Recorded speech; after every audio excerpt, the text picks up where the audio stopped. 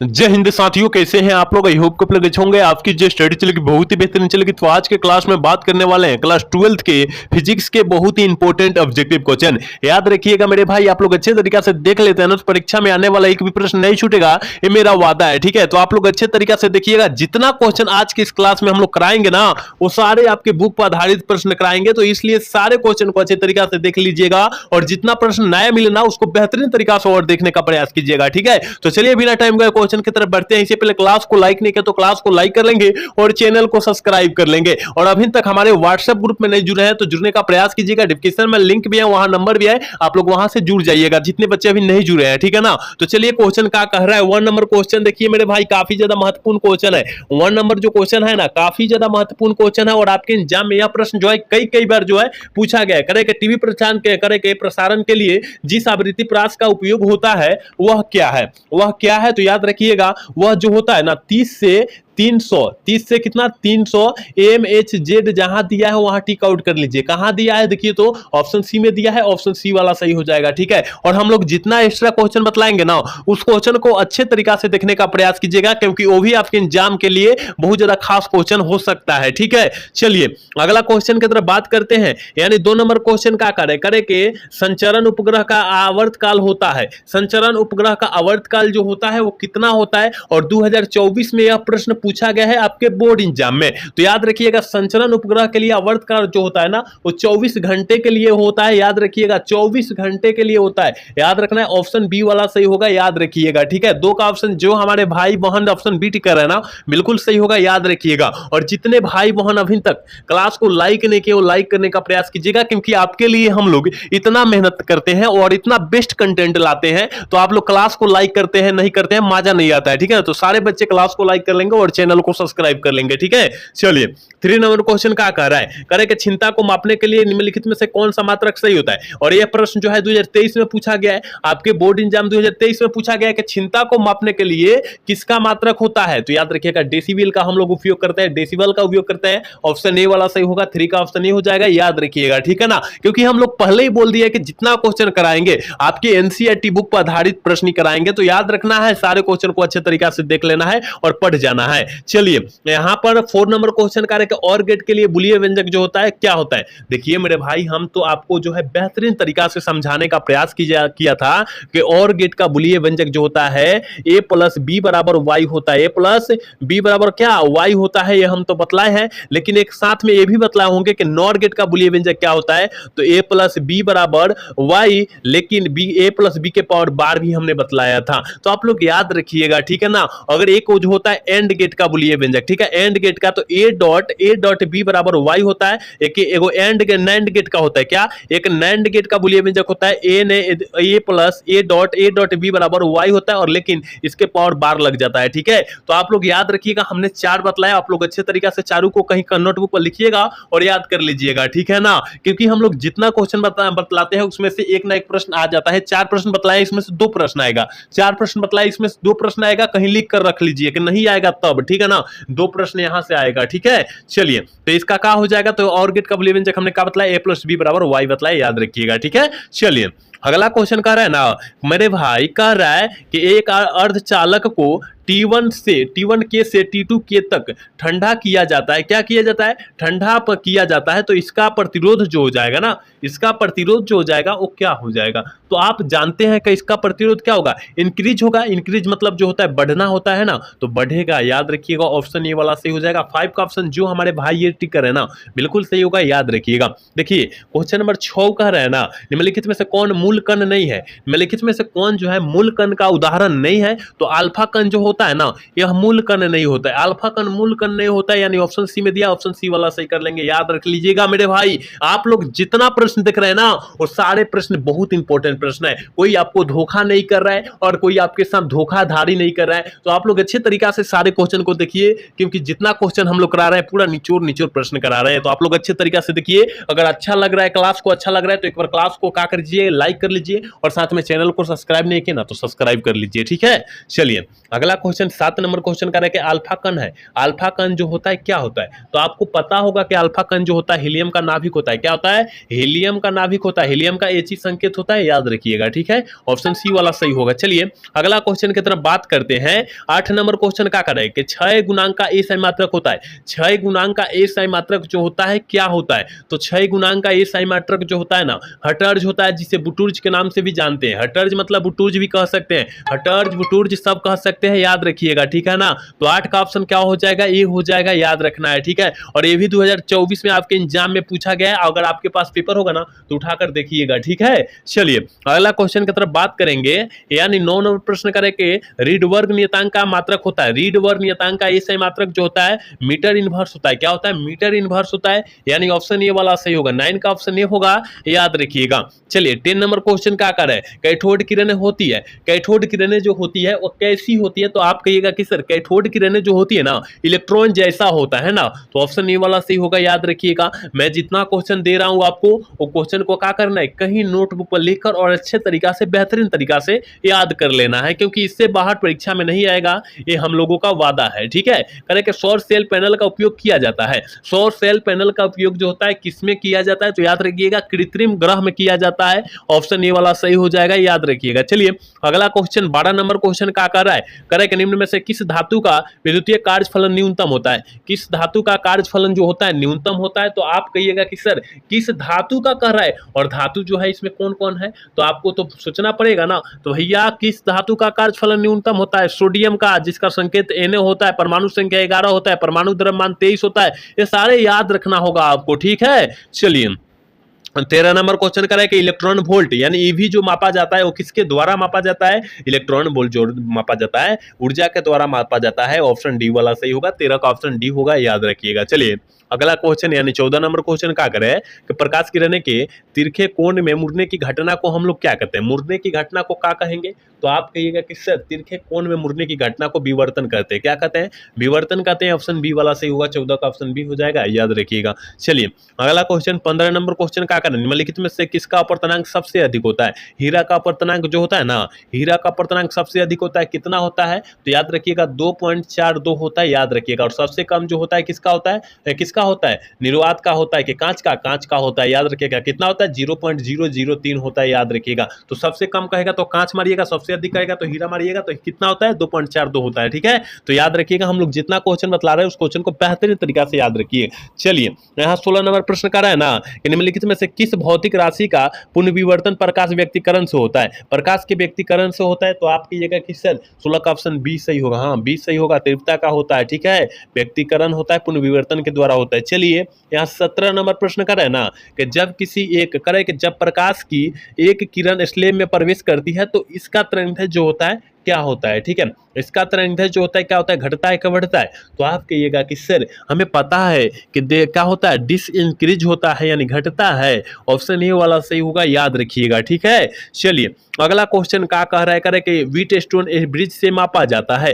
Wheatstone bridge से जो मापा जाता है वो क्या मापा जाता है? हम लोग किसको मापते हैं? तो याद रखिएगा वो जो है उच्च तथा निम्न प्रतिरोध को मापते हैं। ऑप्शन सी वाला सही होगा, 18 का ऑप्शन सी होगा, याद रखिएगा।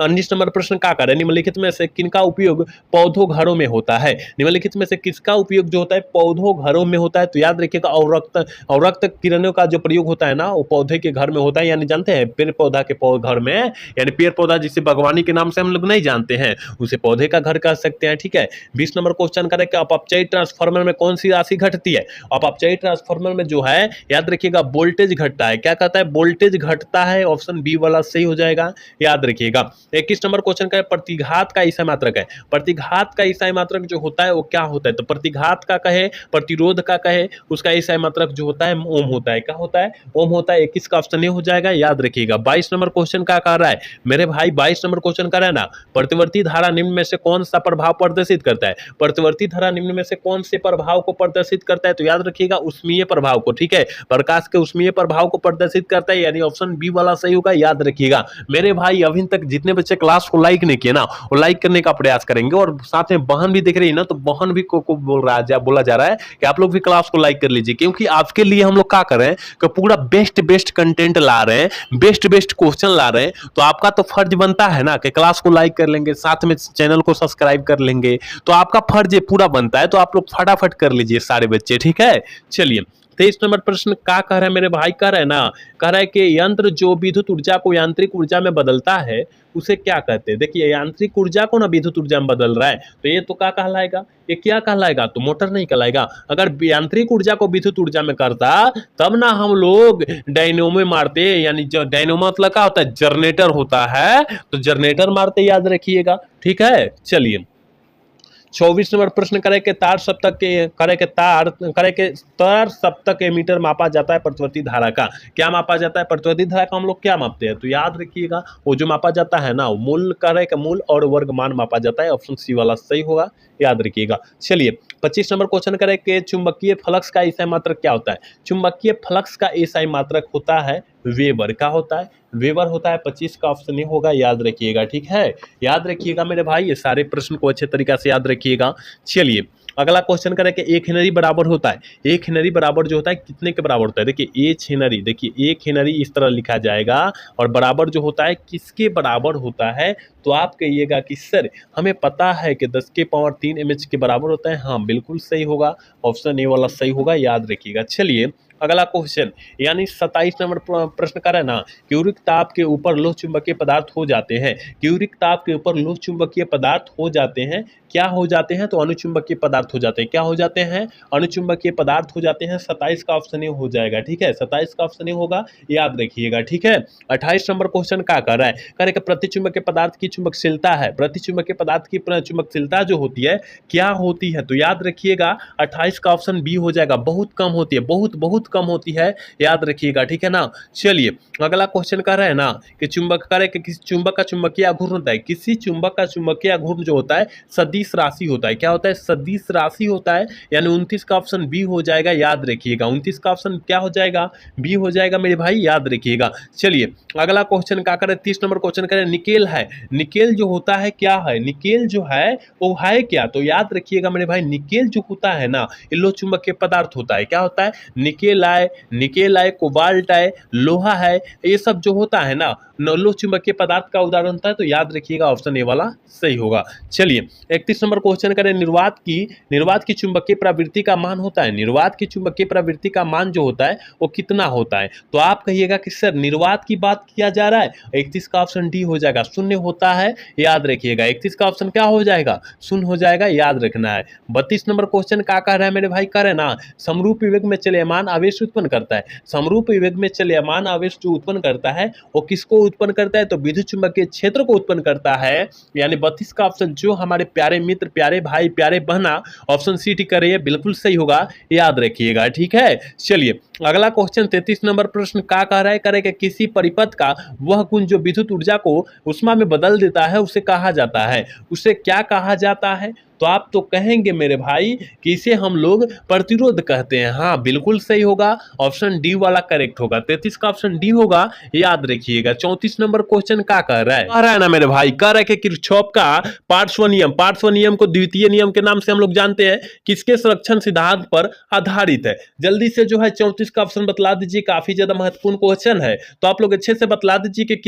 किस सिद्धांत पर कार्य करता है, तो ऊर्जा के संरक्षण के सिद्धांत पर कार्य करता है, यानी जहां दिया है ऊर्जा वहां टिक आउट कर लीजिए, ऑप्शन सी में दिया है, ऑप्शन सी वाला हम लोग टिक कर लेंगे, क्या टिक कर लेंगे, ऑप्शन सी वाला टिक कर लेंगे, याद रखिएगा मेरे भाई। इस सारे प्रश्न को बेहतरीन तरीका से याद रखिए, क्योंकि ये सारा प्रश्न आपके एग्जाम में आने वाला है। करे कि कार्बन प्रतिरोध में कलर कोड का पीला रंग का मान जो पूछा जा रहा है, पीला रंग का मान पूछा जा रहा है, एक हमने आपको शॉर्ट ट्रिक बतलाया होगा, बीवी रोय जीबी वाला, बीवी रोय जीबी वाला, ठीक है। यहां से आप सारे चीज का कलर कोड निकाल सकते हैं। हमने बतलाया था बी से जो होता है ब्राउन होता है, सॉरी ब्लैक होता है, बी से ब्राउन होता है, आर से रेड होता है, ओ से ऑरेंज होता है, वाई से येलो होता है, जी से ग्रीन होता है, बी से ब्लू होता है। लेकिन यहां पर बतलाया था कि हमने 0 से शुरू कर दीजिए और जहां तक अंक जाएगा वहां तक लिख दीजिए, यानी 6 तक गया। अब 6 तक गया है मेरे भाई, यहां पर 6 तक गया है तो पीला रंग का पूछा गया है, तो इसका स्पेलिंग क्या होता है, येलो होता है। तो देखिए तो 4 पर नहीं आके अटका,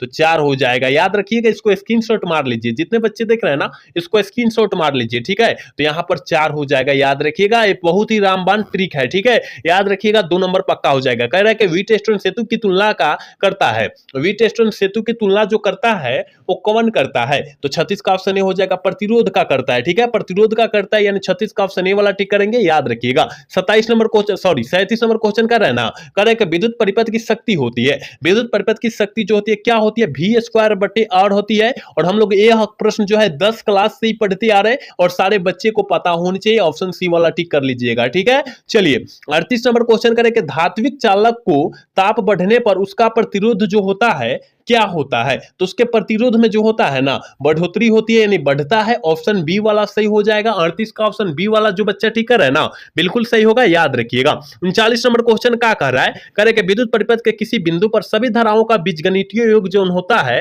वो क्या होता है, तो बीजगणितीय योग जो होता है ना वो शून्य होता है, जिसे जीरो के नाम से हम लोग जानते हैं, इंग्लिश जीरो होता है। याद रखिएगा ऑप्शन ए वाला सही हो जाएगा। याद रखिएगा, ठीक है। आप लोग सारे क्वेश्चन को देखिए, क्योंकि ये सारा प्रश्न आप लोग पेपर उठाकर देखिए ना तो कभी ना कभी आपके एग्जाम में आया हुआ है, ठीक है। तो आप लोग अच्छे तरीके से देखने का प्रयास करेंगे सारे क्वेश्चन को। 40 नंबर क्वेश्चन का रहना है कि वायु में गोलीय चालक की धारिता समानुपाती होती है, वायु में गोलीय चालक की धारिता जो होती है वो किसके समानुपाती होती है, तो याद रखिएगा गोले के त्रिज्या के समानुपाती होती है, यानी ऑप्शन बी वाला सही होगा। 40 का ऑप्शन बी होगा। याद रखिएगा 41 नंबर क्वेश्चन क्या करे कि विद्युत धारिता का मात्रक होता है, धारिता का ईसा मात्रक क्या होता है, तो धारिता का ईसा मात्रक जो होता है फैराड होता है, और विभवांतर का ईसा मात्रक वोल्ट होता है, और यहां बल का ईसा मात्रक न्यूटन होता है, धारा का ईसा मात्रक एम्पियर होता है। याद रखिएगा, ठीक है। चलिए 42 नंबर क्वेश्चन क्या करें, निम्नलिखित में से कौन सदिश राशि है, कौन सदिश राशि का उदाहरण होता है, तो याद रखिएगा मेरे भाई विद्युत क्षेत्र की तीव्रता जो होता है ना सदिश राशि का उदाहरण होता है, यानी 42 का ऑप्शन बी हो जाएगा। याद रखिएगा 43 नंबर क्वेश्चन क्या करें, निम्नलिखित में से किस राशि का मात्रक वोल्ट प्रति मीटर होता है,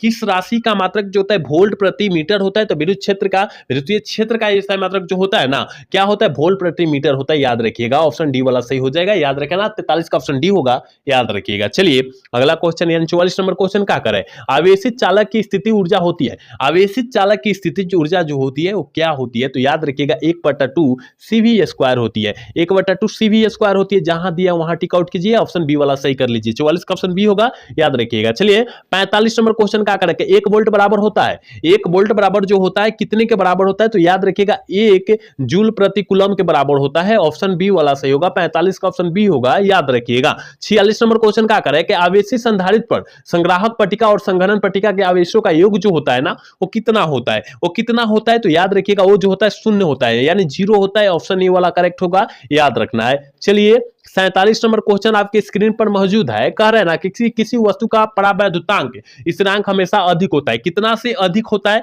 तो आप कहिएगा कि सर 1 से हमेशा अधिक होगा। याद रखिएगा 1 से कम कभी नहीं होगा। याद रखना है आपको। ऑप्शन सी वाला करेक्ट होगा। 47 का ऑप्शन सी होगा। याद रखिएगा। 48 नंबर क्वेश्चन करें कि मुक्त प्रकाश आकाश का परावैद्युता ER होती है, ER मतलब जो एप्सिलॉन नॉट इसे कहते हैं ना, एप्सिलॉन नॉट होती है, परावैद्युतांक को एप्सिलॉन नॉट से सूचित करते हैं। तो कितना होता है, तो याद रखिएगा 8.85 × 10 के पावर -12 FM इनवर्स होती है। याद रखना है। ऑप्शन सी में दिया है। ऑप्शन सी वाला 48 का टिक कर देंगे। याद रखिएगा। 49 नंबर क्वेश्चन क्या करे, करा कि यदि समरूप विद्युत क्षेत्र x अक्ष की दिशा में विद्यमान है तो संभवी विभव होगा, संभवी विभव जो होगा क्या होगा, YZ की तल की दिशा में होगा। 49 का ऑप्शन जो बच्चे ऑप्शन सी टिक कर रहे हैं ना बिल्कुल सही होगा। याद रखिएगा। और आज के क्लास के लास्ट क्वेश्चन है, कर रहे 50 नंबर क्वेश्चन का है ना कि निम्नलिखित में से कौन संबंध सही है, इसको क्या करना है, केवल संबंध सही बतला देना है। तो ई बराबर आप पढ़े हैं कि विद्युत क्षेत्र की तीव्रता ई बराबर क्या होता है, F सदिश जो होता है वेक्टर के नाम से जानते हैं, इसे क्या होता है, वेक्टर होता है। तो यही सही है, जहां दिखाई दे रहा है वहां टिक आउट कर लीजिए। देखिए तो ऑप्शन ए में दिखाई दे रहा है,